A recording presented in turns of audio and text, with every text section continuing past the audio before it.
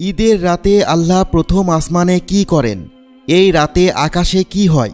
আল্লাহ তাআলা ফেরেশতাদের কি বলেন? রমজানের শেষ রাতই হল ঈদুল ফিতরের রাত। এই রাতে মহান আল্লাহ তাঁর অসংখ্য বান্দার প্রতি ক্ষমার ঘোষণা করেন। যারা রমজানের 30টি রোজা রেখেছেন তাদের জন্য এই রাতে আল্লাহর জান্নাত ওয়াজিব হয়ে যায়।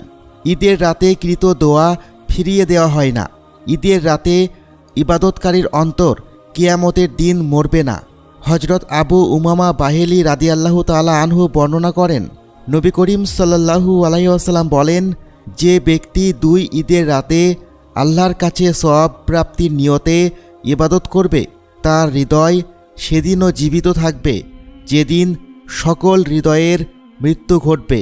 ঈদুল ফিতরের রাতকে পুরস্কারের রজনী বলার কারণ হলো আল্লাহ তাআলা শ্রমিকদেরকে বিনা হিসেবে